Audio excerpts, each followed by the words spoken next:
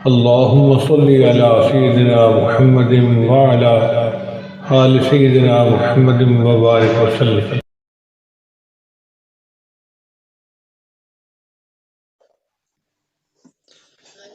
بسم اللہ الرحمن الرحیم. الحمد للہ رب العالمین والصلاة والسلام علی رسولہ الکریم وعلی آلہ واصحابہ اجمعین. اما بعد. آج بھی وہی مجلس ہے، کینہ اور اس کا علاج. کل کینہ پر وعید بتائی تھی کہ کینہ رکھنے والے کی شب برات لیلۃ القدر میں بھی مغفرت نہیں ہوتی. دو شخص ہے جن کی لیلۃ القدر میں بھی مغفرت نہیں ہوتی، ایک ٹخنوں سے نیچے پاجا لٹکانے والا اور دوسرا دل میں دشمنی اور کینہ رکھنے والا. اب سنیے آج کینہ کیا ہے، اس کے بارے میں حضرت تھانوی رحمۃ اللہ علیہ فرماتے ہیں. جی، کینہ وہ ہے جو اختیار اور قصد سے کسی کی برائی اور بدخواہی دل میں رکھی جائے. دیکھو کینہ کیا ہے، وہ ہے جو اختیار اور قصد سے کسی کی برائی اور بدخواہی دل میں رکھی جائے اور اس کو ایذا پہنچانے کی تدبیر بھی کرے. آگے اس کی تشریح سنو. اپنے اختیار سے کسی شخص کی بدخواہی دل میں پالی اختیار سے اور اس کی تدبیر بھی کر رہا ہے کہ اس کو تکلیف پہنچے، اس کا نقصان ہو اور اس کو تکلیف دینے کے پیچھے لگا ہوا ہو، اس کو کینہ کہا جاتا ہے. ویسے ہی دل میں اس کو دیکھتے ہی پچھلی بات یاد آ گئی اور دل میں غصہ اور وہ آ گیا، تو وہ نہیں ہے کینہ. یاد رہو وہ بھی ہے لیکن اس پر پکڑ نہیں ہے کیونکہ وہ غیر اختیاری ہے. وہ ہے کہ جس میں دل میں بدخواہی ہو اور پھر اس پر تدبیر بھی کر رہا ہو کہ اس کو تکلیف پہنچاؤ، اور اس کے پیچھے پلاننگ بنا رہا ہو، تو اس کو کینہ کہا جاتا ہے. کینہ کس طرح پیدا ہوتا ہے؟ یہ کینہ اکثر اس طرح پیدا ہوتا ہے کہ ایک شخص سے آپ کو کوئی رنج یا کوئی تکلیف پہنچی. ایک شخص سے آپ کو کوئی رنج یا کوئی تکلیف پہنچی. اس رنج اور تکلیف پہنچنے کے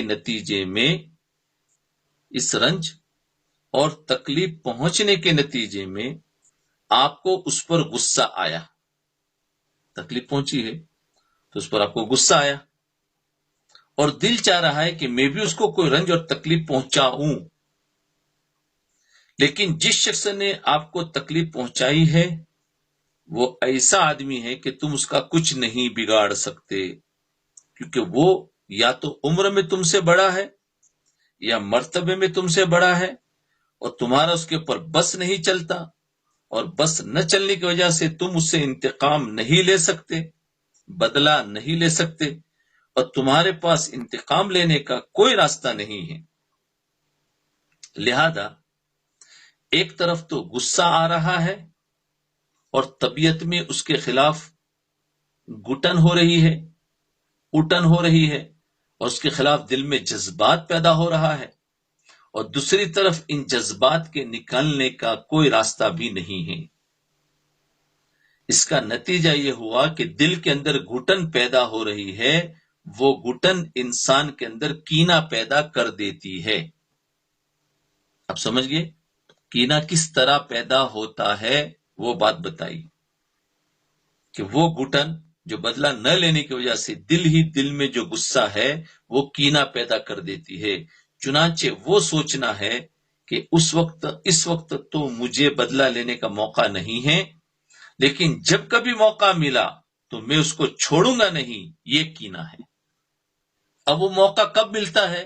کبھی کبھی بعض انسان دل میں ایسی رکھتے ہیں کہ 4 سال 5 سال 10 سال کے بعد بھی اس کو یاد رکھتے ہیں اور اس کا بدلہ لیتے ہیں. اس کو چھوڑوں گا نہیں، یہ کینہ ہے. کیوں؟ خاص کر کے کرسیوں کا جھگڑا بہت ہوتا ہے. آج اگر کوئی کرسی پر ہے اور اس سے ہماری کسی سے دشمنی ہو گئی، دل میں کینہ آ گیا، کیونکہ اب تو اس کے پاس کرسی ہے. کرسی سمجھ گئے نا؟ ہاں، عہدہ، منسٹری یا جو بھی ہو، تو اس کے پاس کرسی ہے. تو آج میں تو اس کا کچھ نہیں بگاڑ سکتا، لیکن کل اٹھ کے وہ اتر گیا اور میں کرسی جیت گیا. جی، تو اب کیا ہوگا؟ اب میرے پاس کرسی ہے، اب میں اپنا وہ کینہ اب نکالوں گا. تو یہ ہوتا ہے کہ یہاں پر بہت ہوتا ہے کہ انسان پھر کئی سالوں کے بعد اس کو بھی کرسی مل جاتی، یا اس کی کرسی تو اتر گئی لیکن اب وہ عزت بھی اتر گئی. اب کسی معاملات میں کسی طرح سے اس کو کرتے ہیں، اور وہ گھٹن انسان کے اندر کینہ چنانچہ وہ سوچنا کہ اس وقت تو مجھے بدلہ لینے کا موقع نہیں ہے، لیکن جب کبھی موقع ملا تو میں اس کو چھوڑوں گا نہیں. یہ کینہ ہے، یہ خیال گناہ نہیں. کون سا؟ اور اگر دل میں اتنا خیال ہو کہ جب مجھے موقع ملے گا تو جتنی تکلیف اس نے پہنچائی تھی میں بھی اتنی تکلیف پہنچا دوں گا، تو یہ گناہ کی بات نہیں. کیونکہ شریعت نے یہ حق دیا ہے کہ اگر کسی دوسرے شخص نے تمہیں تکلیف پہنچائی ہے تو تم بھی اس کو اتنی ہی تکلیف پہنچا سکتے ہو. تم بھی اس کو اتنی ہی تکلیف پہنچا سکتے ہو، کیونکہ تکلیف پہنچانے پر جو تکلیف ہوئی ہے نا، اس پر تو کینہ ہے. تو اب انسان بدلہ لینا چاہتا ہے تو اتنا ہی لے جتنی اس نے تکلیف پہنچائی. لیکن یہ غصہ اور یہ گھٹن انسان کے دل میں یہ جذبہ پیدا کر دیتی ہے، یہ جذبہ پیدا کر دیتی ہے کہ اگر میرا قابو چل گیا تو اس نے جتنی تکلیف مجھے پہنچائی ہے اس سے 10 گنی تکلیف میں اس کو پہنچاؤں گا. کیونکہ جو آدمی حدود کا پابند نہیں ہوتا، جو آدمی حدود کا پابند نہیں ہوتا وہ کبھی حد پر نہیں رہتا. جو لوگ آپس میں گالی گلوچ کرتے ہیں ان کا طریقہ یہ ہے کہ جب ایک نے گالی دی کہ تو احمق اور بے وقوف ہے تو دوسرا جواب میں فوراً یہ کہے گا کہ تو بے وقوف، تیرا باپ بے وقوف، تیرا دادا بے وقوف. تو اب دیکھو، اس نے تو باپ کو کہا تھا، اس نے تو بے وقوف کہا تھا، اس نے اوپر سے کیا کہا؟ اس کو تو بے وقوف بنایا، اس کے باپ کو بھی بنایا، اس کے دادا کو بھی. اس کو بولتے ہیں حد سے آگے نکل گیا. ایک مثال. اب غصے میں انسان قابو سے باہر نکل جاتا ہے، الفاظ پر کنٹرول نہیں رہتا ہے، اور اس کا ہر الفاظ اللہ تعالیٰ اس کو پکڑ رہے، اس کا وزن ہوگا. قرآن میں آیا ہے کہ تم جو بھی لفظ زبان سے نکالتے ہو اس کے اوپر کوئی نہ کوئی فرشتہ مقرر ہے. ما من قول الا لدیہ رقیب عتید، اس کے اوپر نگرانی ہے. تو اب اس نے تم کو بیوقوف کہا تو تم اس کو بیوقوف کہہ دو تو ٹھیک ہے، لیکن یہ کر دیا. وہ کبھی ایک پر اکتفا نہیں کرے گا بلکہ باپ دادا تک پہنچ جائے گا. تو جس شخص کے اخلاق کا تزکیہ نہ ہوا ہو وہ کبھی حد پر قائم نہیں رہتا، وہ کبھی حد پر قائم نہیں رہتا. جیسا کہ عربی کا مقولہ ہے الجاہل اما مفرط او مفرط، جاہل کا جذبہ صرف ایک مرتبہ بے وقوف کہہ دینے سے ٹھنڈا نہیں ہوتا. جاہل کا جذبہ صرف ایک مرتبہ بے وقوف کہہ دینے سے ٹھنڈا نہیں ہوتا بلکہ اور آگے بڑھتا ہے. اسی طرح جب دوسرے کو تکلیف پہنچانے کا موقع آ جائے تو اس میں حد پر نہیں رہے گا. مثلا کسی نے اس کو ایک ہاتھ مارا تو وہ جواب میں 2 ہاتھ مار دے گا. لہذا جب آگے بڑھنے کا جذبہ موجود ہے تو وہ دل میں یہ ٹھانے ہوئے ہے کہ جب کبھی انتقام کا موقع ملے گا تو اس کو چھوڑوں گا نہیں، اس کو چھوڑوں گا نہیں. یہ بدخواہی جو دل میں پیدا ہو رہی ہے یعنی جذبہ لینے کا بدلہ ہے. ایک تو جذبہ لینے کا بدلہ نہیں ہے لیکن یاد آ رہا ہے، بار بار اس کا نام ہوتے ہی، اس کو دیکھتے ہی بار بار یاد آ رہا ہے، تو اس پر کوئی پکڑ نہیں. وہ تو تکلیف ہے، وہ فطری چیز ہے. لیکن یہ ہے کہ اس کا باقاعدہ پلاننگ بنانا، اس کو بھولنا ہی نہیں. تو یہ کینہ ہے، اسی کا نام کینہ اور بغض ہے. بغض بھی اسی کو کہتے ہیں، اور اس کو آسان الفاظ میں کہیں گے اندر کی دشمنی. اس کو کہتے ہیں اندر کی دشمنی. کینہ اور بغض ہے. اس کینہ کا نتیجہ یہ ہوگا کہ جہاں اس کو تکلیف پہنچانے کا موقع ہوگا تو اس کو تکلیف پہنچا دے گا، جہاں بدنام کرنے کا موقع آئے گا وہاں بدنام کر دے گا، جہاں اس کی غیبت کرنے کا موقع ملے گا تو اس کی غیبت کر دے گا، اس کی غیبت کر دے گا. جہاں زبان سے اس کی دل آزاری کا موقع ملے گا تو زبان سے دل آزاری کرے گا. طنز و تان کے تیر اس کے اوپر برسائے گا، تانا دے گا. ان سب کاموں کا سبب بغض اور کینہ ہے. اس کینہ اور بغض کا ازالہ ضروری ہے. اب کینہ سمجھ میں آ گئی کس کو کہتے ہیں؟ ہاں، یہ یاد رکھیے، کیونکہ یہ ایک تو ہے کہ دل میں تکلیف ہوئی، وہ تو فطری چیز ہے. اب بدلہ لینے کا، اب ٹھنڈا ہو گیا، اس نے نکال دیا دینے سے، اب سامنے واپس کوئی آ جاتا ہے یا اس کا تذکرہ چھیڑ دیتا ہے تو پھر دل میں تکلیف ہوتی ہے، تو پھر اس پر کوئی پکڑ نہیں. یہ فطری چیز ہے، یہ تو ہوگا. لیکن یہ ہے کہ اس دشمنی کو سنبھالے ہوئے ہے، یاد کیے ہوئے ہے، موقع ڈھونڈ رہے ہیں اس کے لیے اور پلاننگ بنا رہے ہیں، تو پھر یہ کینہ ہے. اب یہ 1-2 سال تک چلے گا تو یہ زیادہ اندر اندر اندر ہماری نیکیاں بھی ختم ہوگی، ہماری دعا بھی قبول نہیں ہوگی، اور مبارک راتوں میں بھی دعائیں قبول نہیں ہوتی اگر دل ہی دل میں رکھتے ہیں.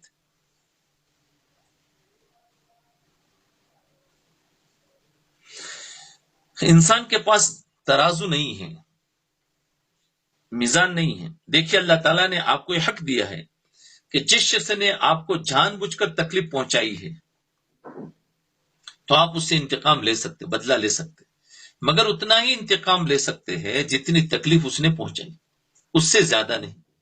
یہ حد مقرر ہے، اس سے آگے بڑھنا جائز نہیں.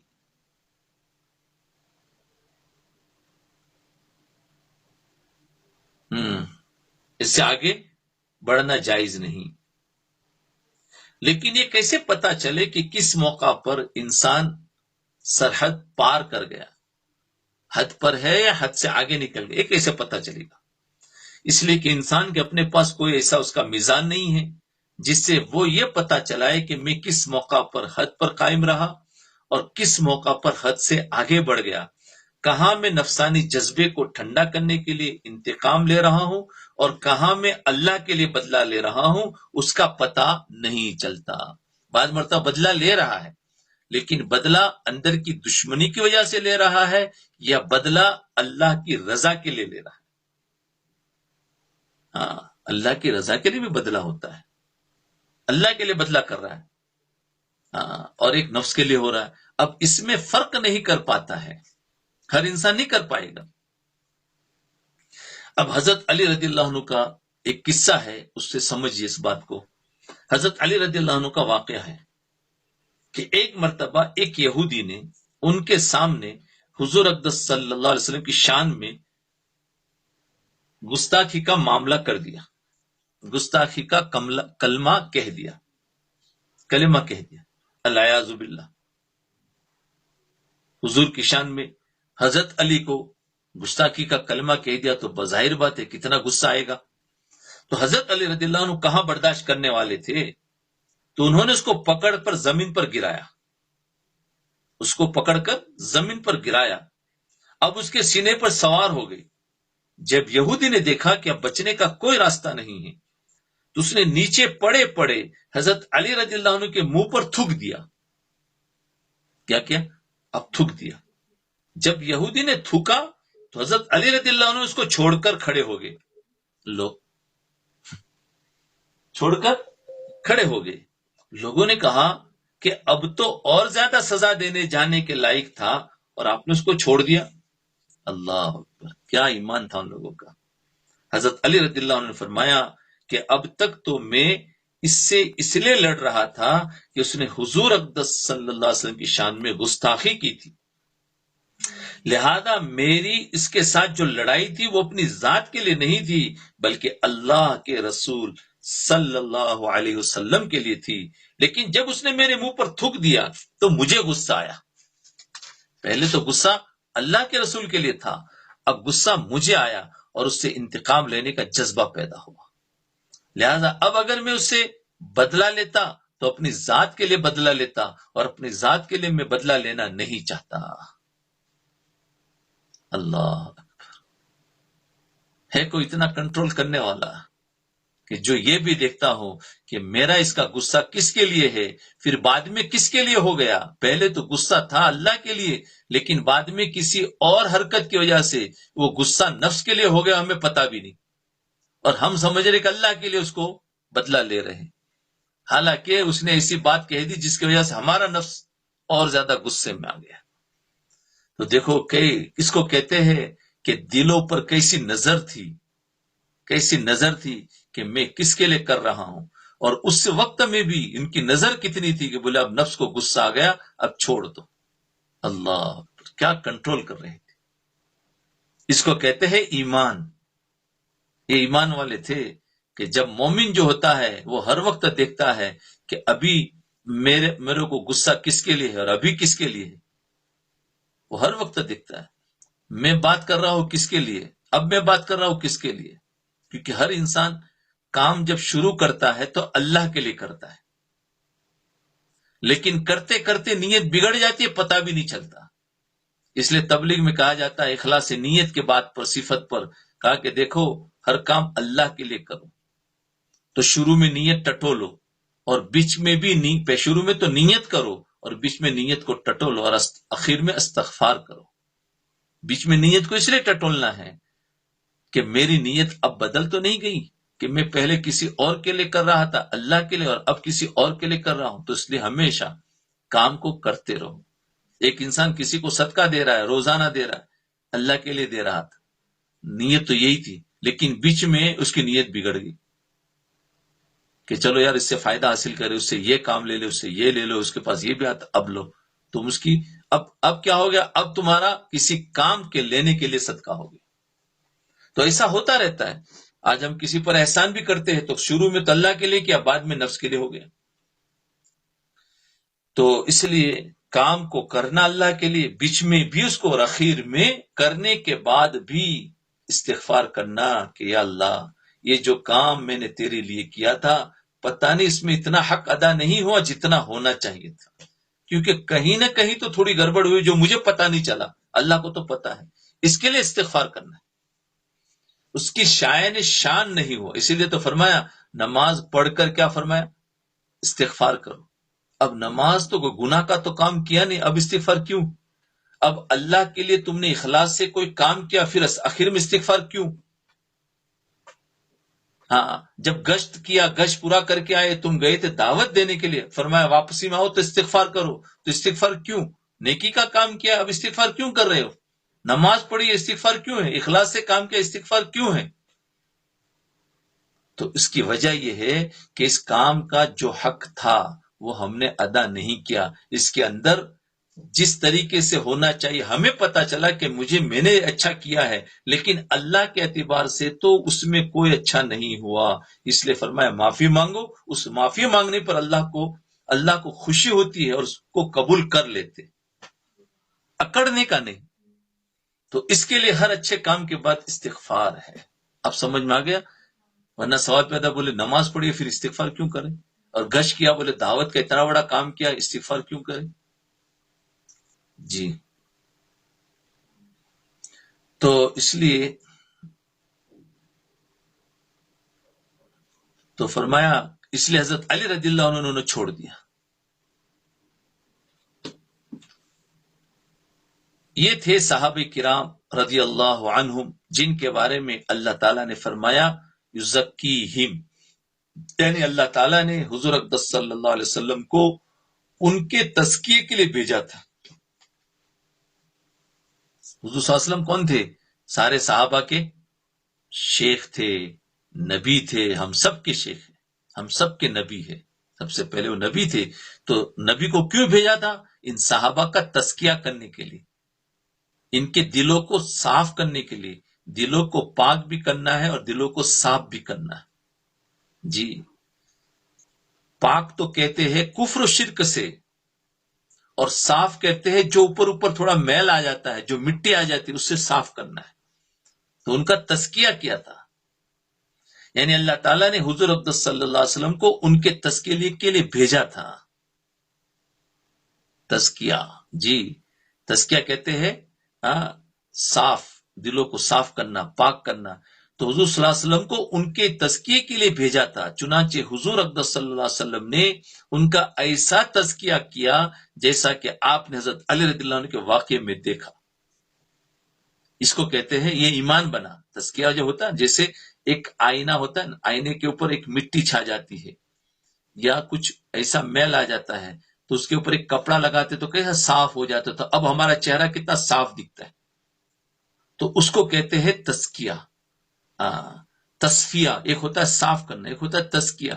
اور ایک اس کے اندر دبے لگے ہوئے، اسی آئینے میں دبے لگے ہوئے ہیں تو دبیوں کو داغ لگے ہوئے اس کو صاف کرنا، اور ایک اس کے اوپر صرف دھول لگی ہوئی، مٹی لگی، اس کو صاف کرنا. تو وہ تزکیہ ہے اور وہ تصفیہ ہے.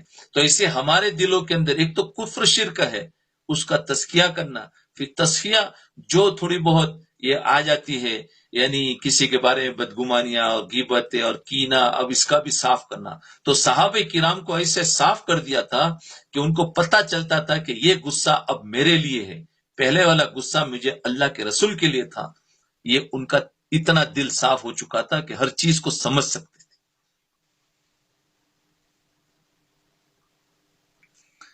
تو فرمایا ان کا ایسا تزکیہ کیا. بہرحال آدمی جب دوسرے سے انتقام لیتا ہے، بدلہ لیتا ہے، تو عام طور پر حد پر نہیں رہتا بلکہ حد سے آگے بڑھ جاتا ہے. اور اگر انتقام نہ لے سکا تو اس کے نتیجے میں کینہ پیدا ہو جاتا ہے. اللہ تعالیٰ محفوظ رکھے ہم سب کو، آمین. یہ کینہ بڑی خطرناک بیماری ہے.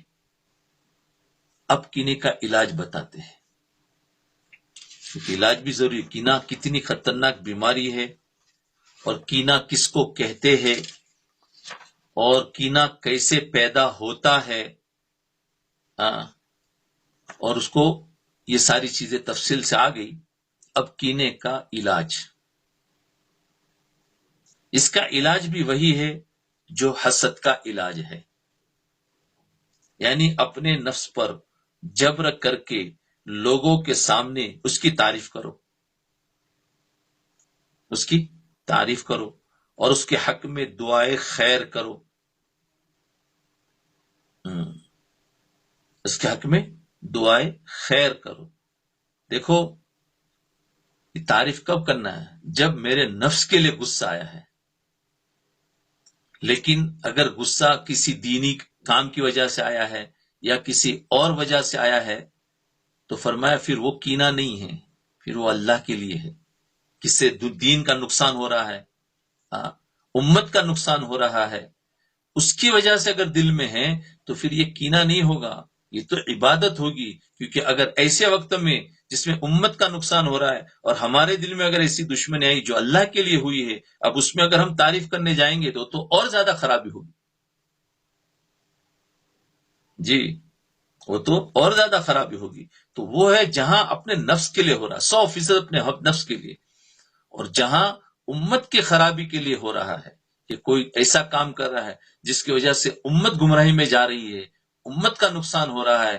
تو ایسے وقت میں اگر اس کے ساتھ میں تم نے بدلہ تو نہیں لے سکتے، لیکن دل میں رکھتے ہیں کہ نہیں اس کو اس کام سے بند کرانا ہے اور اس کو اس طریقے سے کرنا ہے، تو پھر یہ نہیں ہے، یہ امت کو بچانے کے لیے ہو. جی تو لوگوں کے سامنے اس کی تعریف کرو، یہ جب نفس کے لیے، اور اس کے حق میں دعا خیر کرو کہ یا اللہ دنیا اور آخرت میں اس کے درجات بلند فرما. انفرادی مسئلہ جہاں اپنی ذات سے تعلق ہے اور جہاں جس کا تعلق اجتماعیت کے ساتھ ہے، امت کے ساتھ میں ہے، تو وہاں پر اصول پھر اور ہوں گے.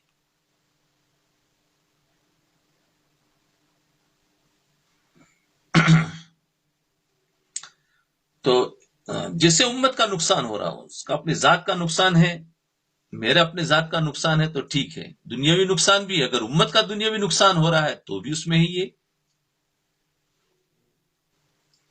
تو آخرت میں اس کے درجات بلند فرمایا. اللہ اس شخص کی طرف سے میرے دل میں برائی کے پہاڑ کھڑے ہوئے ہیں، اس کو دنیا میں بھی ترقی عطا فرما، آخرت میں بھی ترقی عطا فرما. یہ ہے. اس طرح کرنے کے نتیجے میں سینے پر بہت بھار پڑ جائے گا، کیونکہ دل میں اس کی طرف سے کینہ، بغض اور بدخواہی ہے، اور دل تو یہ چاہ رہا ہے کہ اس کا منہ نوچ ڈالو، لیکن زبان سے اس کی تعریف کر رہے ہیں. یاد رکھے یہ سارا اپنے نفس کے علاج کے لیے ہے. لیکن اجتماعی مسائل آئیں گے، امت کا نقصان ہوگا، ایسا کریں گے تو وہ تو کہیں گے دیکھو لوگ میری تعریف کر رہے ہیں نا، دیکھو، تو وہ تو نقصان میں اور آگے بڑھے گا. یہ تو اپنی ذاتی معاملہ تھا، آپس میں انہوں نے ایک دوسرے کو معاف کر دیا، ختم ہوگی بات. اس کے لیے دعا کر رہے ہو کہ یا اللہ اس کے درجات بلند فرما. لیکن اس بیماری کا علاج بھی یہی ہے، قرآن کریم میں ارشاد فرما. یہ جو علاج تھا سمجھ میں آ گیا. وما يلقاها الا الذين صبروا وما يلقاها الا ذو حظ عظیم. یعنی یہ کام وہی کر سکتا ہے جس نے اپنے آپ کو صبر کا عادی بنایا ہو، اور یہ کام وہی کر سکتا ہے جو بڑا صاحب نصیب ہو، جو بڑا صاحب نصیب ہو. اس کے ذریعے خوشخبری دے دی کہ جو شخص یہ کام کرے گا وہ بڑا صاحب نصیب ہوگا، یعنی بڑا قسمت والا ہے، بڑا نیک آدمی گنا جائے گا جو انسان اپنی ذاتی دشمنیوں کو دنیاوی اغراض کے لیے لڑ پڑے، کچھ تکلیف پہنچا دی، ایک دوسرے کو معاف کر دی، معافی مانگ لی تاکہ اس کی دعا قبول ہو جائے. بھائی جنت اس قدر سستی نہیں ہے، جنت اس قدر سستی نہیں ہے، اس کے لیے تھوڑی سی قربانی دینی پڑتی ہے. بعض اوقات جان کی قربانی دینی پڑتی ہے جنت کمانی ہے تو، اور بعض اوقات مال کی قربانی دینی پڑتی ہے، اور بعض اوقات جذبات کی قربانی دینی پڑتی ہے. اور جذبات کی قربانی بعض اوقات جان و مال کی قربانی سے زیادہ سخت ہوتی ہے. لیکن یہ جذبات کی قربانی اللہ تعالیٰ کے لیے دینی پڑتی ہے. بقول کسی کے جان دی ہوئی اسی کی تھی، جان دی ہوئی اسی کی تھی، حق تو یہ ہے کہ حق ادا نہ ہوا. جان تو دے دی لیکن اس کا جو حق تھا وہ ادا نہیں کیا. اللہ کے رسول صلی اللہ علیہ وسلم نے کیسی قربانی دی ہے، 100% صحیح ہے، اس میں تو کوئی غلطی ہی نہیں ہے. اس کے باوجود بھی اللہ کے رسول صلی اللہ علیہ وسلم فرما رہے وما قدرناک حق قدرک وما قدر اللہ حق قدرتک. یعنی اللہ تعالیٰ کی ایسی ہم نے حق ادا نہیں کیا جیسا اس کا کرنے کا حق تھا. جب اللہ کے رسول صلی اللہ علیہ وسلم حق پورا کر کے بھی یہ کہہ رہے ہیں تو ہم جیسے کہاں کر سکتے، تو ہمیں بھی یہی کہنا چاہیے. اس لیے فرمایا حق تو یہ ہے کہ حق ادا نہ کر سکے. اس لیے ہر نیک کام کرنے کے بعد استغفار اسی لیے ہے کہ جیسا اس کا حق ادا کرنا تھا ویسا نہیں کر سکے. یہ سنت ہے، یہ کہنا چاہیے. لہذا جس آدمی کی طرف سے دل میں نفرت پیدا ہو رہی تھی اسی کے حق میں دعا کی، اور جب اللہ تعالیٰ یہ دیکھتے ہیں کہ میرے بندے نے میری خاطر یہ کام کیا، اس نے میرے خاطر اپنی نفسانی خواہشات کو کچلا، اپنے جذبات کو قربان کیا، اور اپنے دل کے آرزو اور تمناؤں کو خون کیا، تو پھر اللہ تعالیٰ اس کو بلند مقامات تک پہنچا دیتے ہیں. دیکھو اپنے اللہ کے لیے ہم نے کیا، جی تو نہیں چاہ رہا تھا کہ اس کو معاف کروں، اس کے معافی مانگوں، لیکن اللہ کے لیے کہا لیلۃ القدر میری دعا قبول نہیں ہوگی، اللہ کے لیے اس کو معاف کر دیا، خواہشات کو توڑ دیا، جذبات کو کچل دیا، تو پھر اللہ تعالیٰ اس کو کہاں پہنچائیں گے؟ بہت بلند مقامات تک پہنچائیں گے. دیکھو مقامات طے کرنے کا ایک راستہ یہ بھی ہے کہ نفس کو کچلو، اور یہ راستہ زیادہ شارٹ کٹ ہے. بہت صرف ہمت کرنی پڑتی، ہمت. دوسرا راستہ جو عبادتیں کر کے، ذکر و لمبی لمبی تسبیحات گما کر، زیادہ اذکار کر کے، زیادہ معمولات پورا کر کے، یہ بھی پہنچاتا ہے مقامات تک، لیکن ذرا وہ لمبا راستہ ہے. اس میں بھٹکنے کے چانس، گمراہ ہو جانے کے چانس زیادہ ہوتے ہیں. اور یہ راستے ایسے ہیں کہ اس میں تو کوئی گمراہ ہو ہی نہیں سکتا، 100% بلند مکان تک پہنچے گا. اس لیے دیکھ لو کون سا راستہ لینا ہے. بہرحال پہلا کام یہ کرو کہ تمہارے دل میں اس کی طرف سے جو برائی آ رہی ہے، پہلا کام یہ کرو کہ تمہاری طرف سے، کہ تمہارے دل میں اس کی طرف سے جو برائی آ رہی ہے اس کو برا سمجھو کہ میرے دل میں جو بات آ رہی ہے وہ اچھی نہیں ہے، ایسا نہیں ہونا چاہیے۔ اور اس برے خیال کو دور کرنے کا ایک طریقہ حضور اقدس صلی اللہ علیہ وسلم نے ایک حدیث میں بیان فرمایا۔ کیا؟ یعنی کوئی مومن مرد لا یفرق مؤمن مؤمنۃ ان کرہ منہا خلقا رضی منہا آخر خلقا، یعنی کوئی مومن مرد کسی مومنہ عورت کے ساتھ بغض نہ رکھے۔ دراصل یہ میاں بیوی کے تعلقات کے بارے میں ارشاد ہے، میاں بیوی کے تعلقات کے بارے میں ہوتا ہے۔ بعض مرتبہ میاں بیوی کے اندر بغض ہے، لیکن کیا کرے، بیوی کمزور ہے، بولے میں کچھ کر نہیں سکتی، لیکن اس کا تو بدلہ لیتی، تو بیوی کے اندر ایک بغض ہوتا ہے، کینہ ہوتا ہے۔ اور بعض مرتبہ مرد کے اندر کینہ ہے کہ بیوی کو چھوڑ نہیں سکتا، اس کو رکھنا ہے، اس کے بہت سارے کام ہیں اور یہ نقصان ہوگا چھوڑوں گا تو اب بدلہ نہیں لے سکتا، تو دل ہی دل میں ہوتا ہے۔ تو اس لیے پہلے تو میاں بیوی اپنے آپ کو کینے سے پاک کر لے۔ جتنے سننے والے سب آپس میں بیٹھ کر سن رہے ہیں نا، تو پہلے اپنے آپ کو کینے سے وہیں سے پاک کر لے، ورنہ پرانا غصہ بھرا ہوا ہوتا ہے۔ خیر، اللہ تعالی ہم سب کو معاف کرے۔ دراصل یہ میاں بیوی کے تعلقات کے بارے میں ارشاد ہے کہ کوئی شوہر اپنی بیوی سے بغض نہ رکھے، کیونکہ اگر اس کی کوئی بات ناپسندیدہ ہے تو اس کی کوئی بات تو پسندیدہ بھی ہوگی، اس کے اندر بہت سارے صفات ہیں، تو ایک علاج یہ بھی ہے کہ اس کے صفات کو سوچے، یہ آیا تھا نا، تو اس کے ذریعے سے بھی ہمارا کینہ نکل جاتا ہے، صفات اور اچھائی کہ یہ تو میرے اندر ہے نہیں، اس کے اندر کتنی اچھی صفات ہے۔ تو اس حدیث میں حضور اقدس صلی اللہ علیہ وسلم نے بغض دور کرنے کا طریقہ بتا دیا کہ جس شخص کی طرف سے دل میں بغض پیدا ہو رہا ہے اس کی اچھائیوں کی طرف نگاہ کرو، یہ ہے، اور اس کی اچھائیاں سوچ کر یاد کرو، یعنی یہ سوچو کہ میرے دل میں اس کی طرف سے جو بغض پیدا ہو رہا ہے وہ اس کے فلاں صفت کی وجہ سے، فلاں عادت کی وجہ سے ہو رہا ہے، لیکن اس کے اندر صرف یہی ایک صفت نہیں ہے، یہی ایک برائی نہیں ہے، بلکہ اس کے اندر تو اور بہت سے اچھی صفات بھی ہے۔ پھر ان اچھے صفات کو یاد کرو، اس کے نتیجے میں اس بغض میں کمی آئے گی، اور اس کا تذکرہ بھی کرو، اس اچھی صفات کی تعریف اور اس کو بتاؤ بھی، تو اس کے ذریعے سے کیا محبتیں بڑھے گی اور ہمارا دل کے اندر سے وہ چیزیں نکل جائے گی۔ کوئی برا نہیں قدرت کے کارخانے میں، نہیں ہے چیز نکمی کوئی زمانے میں، کوئی برا نہیں قدرت کے کارخانے میں۔ چاہے میاں بیوی کے درمیان میں کیسی ہی لڑائی ہو، لیکن آخر نکما کوئی نہیں ہے، یہ بھی کام کے ہے وہ بھی کام کے ہے، یہ بیچ میں نفس اور شیطان آ جاتے ہیں اور ہو جاتا ہے، لیکن اس کو نکالنا، یہ اس کے سارے علاج ہے، تو ہمیں ایسا کرنا چاہیے۔ اور کچھ نہ ہو تو کسی اچھے نیک سے اس بات کا تذکرہ کرے جو ہم کو سمجھاوے اللہ والوں کے سامنے۔ یاد رکھیے دنیا میں کوئی بھی آدمی ایسا نہیں ہے جس کے اندر کوئی نہ کوئی اچھائی نہ ہو۔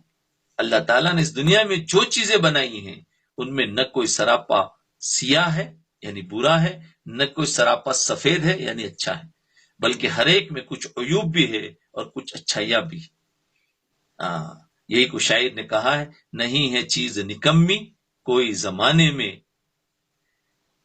کوئی برا نہیں قدرت کے کارخانے میں۔ لہذا ایک کام یہ کرو کہ جن عیوب کی وجہ سے تمہارے دل میں کسی کی طرف سے بغض اور کینہ پیدا ہوا ہے، ان عیوب کو تھوڑی دیر کے لیے فراموش کرو اور ان اچھائیوں کی طرف نگاہ کرو جو اس کے اندر موجود ہے، اچھائیوں کی طرف نگاہ کرو جو اس کے اندر موجود ہے۔ چلو آج یہاں تک ہی رکھتے ہیں، انشاءاللہ پھر کل پڑھیں گے۔ تو ٹھیک ہے، بات سمجھ میں آ گئی، کینہ کس کو کہتے ہیں، کہاں سے پیدا ہوتا ہے، پھر اس کا علاج بتا رہے ہیں۔ بہت آسان ہے سننے میں تو، لیکن عملی طور پر ہمت کرو گے بہت بڑے درجات ہیں۔ اللہ سب سے پہلے میرے اندر سے بھی کینہ کو، دشمنی کو نکال دے، دل کو صاف کر دے، اور تمام سننے والوں کے دلوں کو بھی اللہ تعالیٰ ان کے دلوں میں سے بھی نکال دے۔ ایک نئی زندگی ملے گی، اگر نکال دیں گے تو تھوڑی دیر کے لیے ہمیں بہت وہ ہوگا، لیکن ایسا لگے گا، اور اتنا سکون ملے گا، اتنا سکون ملے گا جس کی حد۔ اسی لیے کہتے ہیں بعض مرتبہ انسان نیک عمل کر رہا ہوتا ہے لیکن اس کی ترقی نہیں ہو رہی، تو اکثر میں کہتا ہوں اور کتابوں میں علماء سے سنا ہے کہ اس کے پیچھے کوئی نہ کوئی ایک گناہ ایسا ہے جس کی وجہ اس کی ترقی نہیں ہو رہی۔ اب انسان وہ یاد نہیں کرتا، اس کو یاد ہی نہیں آتا کہ میرے پاس کیا گناہ، میری زندگی تو صحیح ہے، لیکن بعض مرتبہ ایسا کینہ دل میں لے کے رکھ رہا ہوتا ہے جو اس کو بھی پتہ نہیں ہوتا، جس کو صاف نہیں کیا ہوتا ہے، جس کو دل سے نکالا نہیں ہوتا ہے، لیکن ہے۔ اب جب اس کا موقع آئے گا تو وہی چیز واپس ابھر آتی ہے۔ تو یاد رکھے، اسی لیے یہ مراقبے کی کثرت کے ذریعے سے اللہ تعالیٰ ہمیں ایسی چیزیں جو پرانی دشمنی، لڑائیاں، پتہ نہیں کیا کیا سب یاد آئیں گے، اور ہمارے بھی جو کرتوت ہم نے جو جوانی میں کیے ہیں وہ بھی یاد آتے ہیں، وہ ایک ایک کر کے اس سے توبہ استغفار کریں گے تو وہ سب ختم ہو جاتے ہیں اور ہماری زندگی پاک ہو جاتی ہے۔